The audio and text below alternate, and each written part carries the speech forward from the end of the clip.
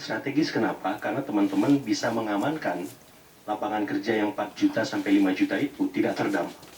Jadi menurut saya dari sisi domestik ini strategis, memastikan lapangan kerja kita di sektor CPO, kakao, manufaktur, tekstil, garmen, alas kaki, dan lain-lain itu terjaga. Ini kan harus kita pikirkan, harus kita akomodasi. Jangan sampai approval rating yang 35-38 itu mengalami kontraksi lagi. Karena approval rating, elektabilitas, itu penyangganya adalah kepuasan di bidang ekonomi. Satu itu. Yang kedua, kalau saya bandingkan dengan periode sebelumnya Presiden, hari ini jauh sangat atraktif, jauh sekali. Kita aktif di banyak poros organisasi dunia.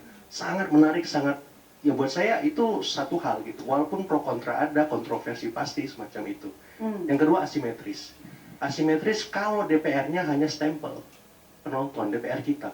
DPR-nya harus sangat atraktif juga sebagaimana presidennya, sebagaimana pemerintahnya. Cek semua aturan kita.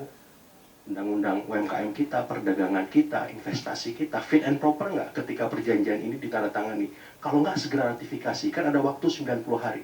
Jadi DPR kita, ya teman-teman Mas Umam, teman-teman PDIP, teman-teman partai di parlemen, harus sangat gesit, harus sangat atraktif seperti tadi di belakang panggung kita bahas, kalau Amerika ngeluarin 44 poin, ya kesepakatan tentang kita juga harus merespon itu semua 44 poin, bahkan lebih, dengan sangat sempurna. Mungkin seperti itu.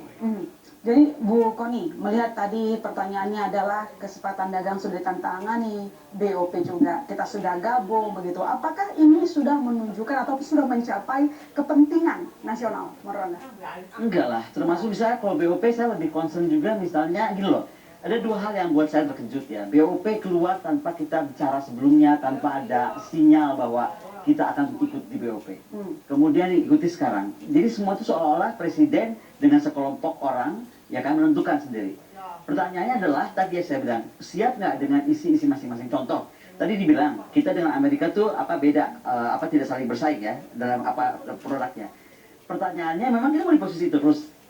Kalau saya balik sekarang kita ke BOP, lalu kita jadi tentara yang paling masif karena kita jadi besar tentara yang kita kirim ke sana itu jadi major forces loh. Kalau dilihat dari komparasi, artinya kan kita mesti menghidupkan industri pertahanan nasional misalnya.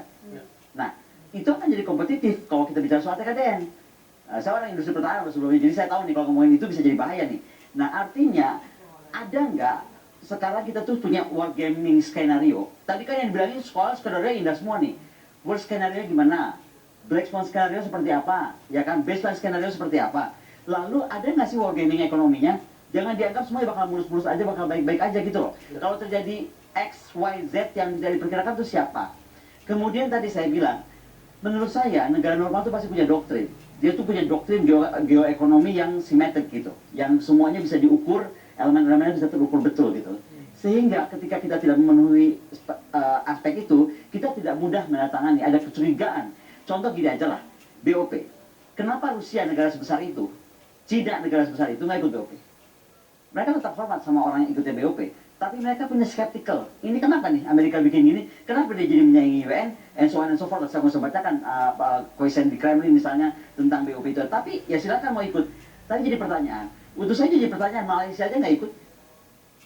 Kenapa kita ikut? Jadi gini, pertanyaan saya lebih ke apa desain siapa sekitar presiden, ya kan? Kan kita rakyat, saya boleh tahu dong, ya kan? Apakah unsur-unsur intelijen ekonomi tadi sudah ada? Apa unsur-unsur fiskal tadi sudah ada? Ahli-ahli intelijen fiskal, ahli-ahli intelijen industri, ahli-ahli intelijen sains, dan termasuk cyber gitu. Apakah sudah ada? Jangan-jangan nih kita ini cuma kayak mau kelihatan gini, naik kelas tiba-tiba aja dari level negara nomor berapa dunia, tiba-tiba serba belahan nama Trump.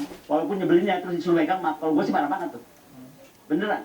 Buat saya itu saya mencoreng gitu loh, mencoreng harga diri saya sebagai, saya masih rakyat Indonesia, masih paspor hijau karena saya bangga dengan paspor hijau. Jadi buat saya presiden disuruh megang begitu jadi cosplay seperti Mayor Teddy, saya nggak terima sebenarnya. Tapi apa? Sekarang kan pertanyaan begini, kenapa Trump punya attitude ngasih ini ke Prabowo bukan ngasih ke sebelah kirinya kah? Atau kasihlah ke wakilnya gitu loh.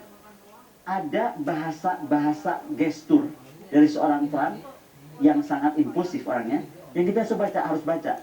Kembali, ini masalah benar salah udah terjadi, tapi bagaimana semuanya ujungnya nanti akan betul-betul untuk kepentingan nasional dan kepentingan seluruh rakyat Indonesia. Jadi intinya yang sekarang ini menurut Anda memang belum dong, tidak mewakili kepentingan nasional.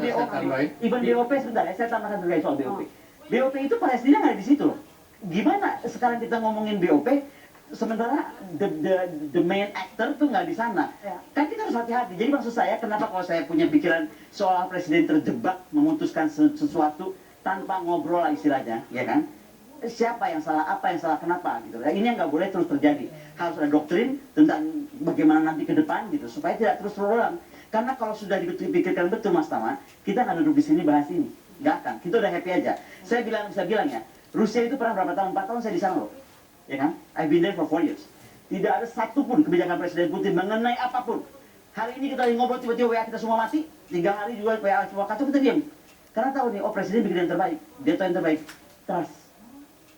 Di sini nih kenapa nggak ada trust? Karena orang sekeliling Presiden itu kita bertanya dia siapa ya, apa ya, siapa yang advice Presiden gitu. Kita kan nggak punya itu. Saya nggak tahu siapa. Termasuk yang memutuskan tadi gabung ke BOP dan juga gabung dalam kesepakatan tarif ini.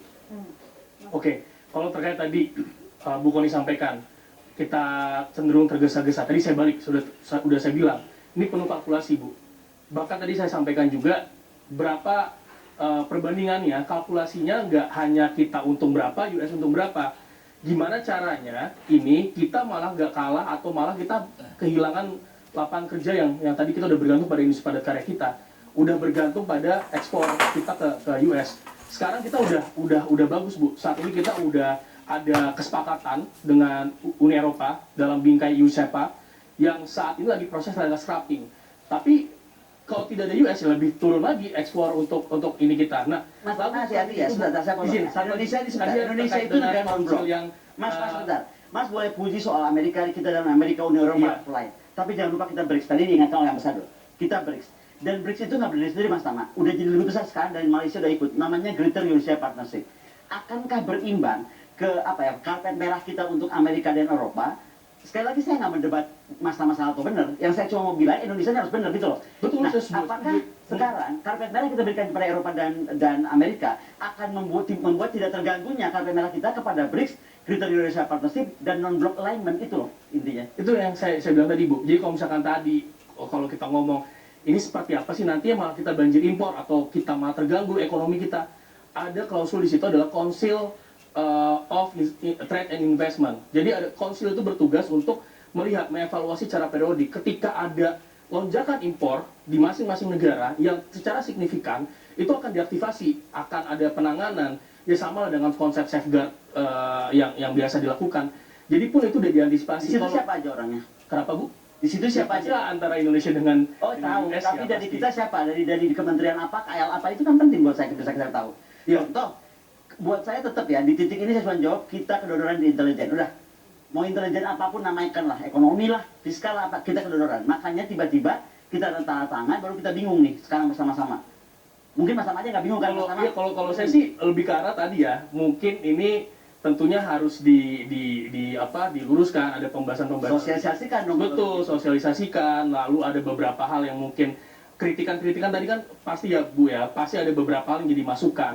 Dan tentu saat ini saya meyakini kok masukan-masukan yang disampaikan itu juga menjadi suplemen tambahan pemerintah untuk melakukan negosiasi dengan ataupun diskusi dengan USTR. Oke. Dan itu juga jadi tentunya ya tadi ada beberapa hal yang kami lihat, ada beberapa hal yang harus diluruskan, ada beberapa hal yang sebenarnya tidak seperti itu faktanya, dan itu yang kita sampaikan di sini. Bisa saya tambahkan. Nanti saya jeda, tapi sebelumnya saya coba ke Mas Heri. Mas Heri, ada klausul yang mewajibkan Indonesia harus ikut apa kata Amerika Serikat yang tadi disinggung juga oleh Bu Koni. Apakah ini tidak mengganggu hubungan kita dengan negara lain, baik dari segi perdagangan maupun investasi? Nanti dijawab kami saudara. Tetap di bola ya.